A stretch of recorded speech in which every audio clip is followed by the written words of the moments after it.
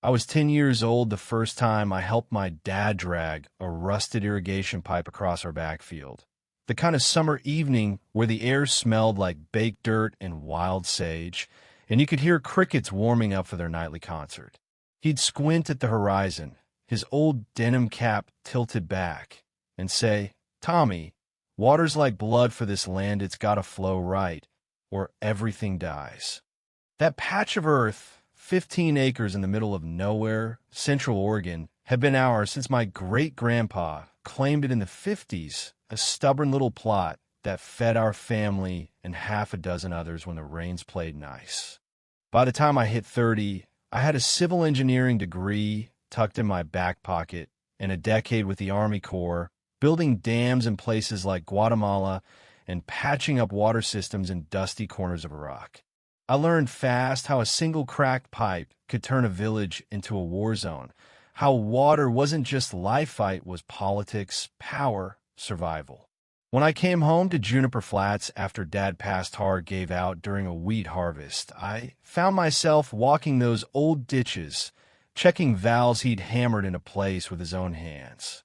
I got the system certified, filed a legal easement with the county, made sure every inch of that irrigation line was protected on paper. Back then, nobody cared. Our corner of the world was just wheat fields, alfalfa, and a few old ranchers who tipped their hats at the gas station. But then the developers rolled in, slick types from Portland with blueprints and dreams of McMansions, and everything changed. They called it Crestview Heights, a gated slice of suburbia with fake stone fountains and cul-de-sacs named after flowers that wouldn't survive a week out here. The HOA board came with it, led by Diane Kessler, a real estate agent with a smile sharp enough to cut glass. She'd moved out here from Seattle, thought she could pave over our dirt and call it progress. I got dragged to one of their meetings in their shiny new clubhouse, right on the edge of my property line. Diane leaned across the table, her nails clicking on a coffee mug, and said, "Tom, that ditch of yours sits an eyesore, breeding mosquitoes, scaring off buyers. Can't you just pipe it underground, make it prettier?" Prettier. I almost laughed. I spread out my engineering maps, showed her how that ditch kept half the valley from drying up in July or flooding in March. She gave me this tight little nod, like she was humoring a kid, and I knew right then she hadn't heard a word. Things got ugly fast. Notices started showing up on my gate-me fence was non-compliant. My tractor was disrupting community peace. My water was a health hazard. I ignored them, kept my head down, checked my valves, and figured they'd get bored. Then one morning, I woke up to the growl of bulldozers. 2 of them, tearing into my backfield like wolves on a carcass. I ran out, waving my arms like a lunatic, shouting at some kid in a hard hat who barely looked up from his phone. "Orders from Crestview," he said, shrugging. "Level the ditch, pour concrete." I pointed at the survey marker, a steel rod I'd driven into the ground myself, stamped with county approval. "This is my land, kid. You're trespassing." He just pointed at his work order, said, "Talk to the boss." I called the sheriff, got told it was a civil matter. Called the county, got a clerk who said the HOA had filed permits based on some new survey that showed my land as theirs. A survey I'd never seen. It took me days to get the paperwork, and when I did, my stomach turned.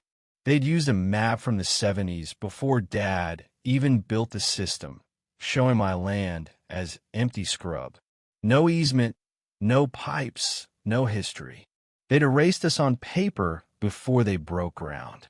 And by then, they were already pouring concrete, filling in my ditch like it was nothing but nuisance.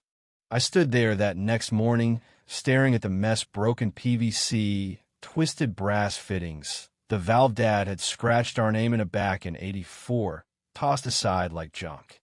The air smelled wrong, like diesel and wet cement, and the land felt confused, like it didn't know how to breathe anymore. 2 HOA guys in khakis came strutting over, one holding a clipboard like a shield. "Sir, you can't be here," he said, all fake polite. "This is a restricted zone for safety." I held up the busted valve, my voice low. This restricted zone is my family's lifeline. You just buried 70 years of water for this valley. He blinked, muttered something about permits, and scurried off. I didn't yell. I just went home, pulled out my fireproof box deeds, easements, soil reports, and started planning. That's when I called Ellie Harmon, an old friend from my core days who'd settled into environmental law in Salem. She didn't sugarcoat it. Tom, they've got money and lawyers, but you've got the truth and maybe something better. She dug into the county records and found a gem, a 1996 FEMA grant that locked my ditch into protected status as critical infrastructure. No one could touch it without state approval. Not the HOA, not their fancy developers, nobody. Ellie laughed over the phone. They didn't just screw up, Tom. They built a subdivision on quicksand. We got to work. I called up Mike Ruiz, a hydrologist buddy who owed me one after I bailed him out of a bad contract years back. He brought a drone, mapped the runoff patterns, showed how their construction turned my ditch into a dam. The data was brutal water pooling where it shouldn't, choking fields downstream. By then, the crops were failing. My barley was yellowing. Neighbor's sorghum was crumbling, and Old Man Carter's orchard looked like a graveyard. People were starting to whisper, not just farmers, but folks in town who'd noticed their wells running low. Then the rains came, not a storm, just a steady 3-day soak, the kind we used to handle no problem. But without my ditch, the water had nowhere to go. Crestview's shiny new streets turned into rivers. Backyards became swamps. I saw Diane's Lexus splash through a flooded cul-de-sac, her face pale as she yelled into her phone. Their Facebook page blew up with post-soggy furniture, ruined basements, kids' toys floating in muck. They sent out alerts. Stay calm. Sandbags at the clubhouse. But they didn't mention the ditch they'd buried, the warnings they'd ignored. I sent Ellie everything maps, drone footage, the FEMA clause. She filed an injunction, froze their expansion, and got the state water board's attention. The HOA fought back hard. They sent me a certified letter accusing me of defamation and inciting unrest, demanding I shut up or face a lawsuit. They even ran a newsletter, some glossy thing called the Crestview Chronicle, with a cartoon of me as a crazy farmer in a tinfoil hat, standing by a ditch labeled Tom's Folly. Online, they got nastier memes, fake drone videos, people calling me Ditch Daddy in the comments. It stung, not gonna lie, but it also lit a fire. The turning point came when a teacher named Sarah Wells showed up at my door, holding a jug of cloudy tap water. She lived in Crestview, bought into their eco-friendly pitch, but her garden was dead, and her kid's sandbox was a mud pit. I read your petition, she said, eyes fierce. I want in. She wrote a blog post, The Truth Under Crestview, and it spread like wildfire. Locals started talking, farmers, shopkeepers, even some HOA folks who'd had enough. A whistleblower, Jake, their maintenance guy, slipped me a folder of internal memos, proof they'd known the ditch was active and buried it anyway to keep their sales numbers up. His voice shook when he told me, "My boy's got allergies, Tom. The mold's killing him." The courtroom was a pressure cooker. Diane sat across from me, cool as ever, her lawyer tossing around words like progress and community standards. Ellie laid it all bare, the doctored maps, the FEMA violation, Jake's testimony about hidden complaints. I took the stand, didn't need notes. I told them about Dad teaching me to dig in '81, how we saved Carter's orchard in '98, how that ditch wasn't just pipes, it was memory, trust, survival. I looked at the jury, said, they didn't just bury my land. They buried yours too. You could feel the room shift. The jury took 4 hours. When they came back, the foreman's voice was steady. We fined for the plaintiff, Thomas Warren. The judge hit the HOA with everything fines, a full stop on construction, and an order to restore the ditch. Diane's face went gray. Outside, reporters swarmed, but I just said, "This isn't about me. It's about the land remembering what it's for." The restoration started slow. County crews showed up, and I walked them through every curve, every valve, like I was teaching them an old song. We found pieces of Dad's original pipe, still holding strong.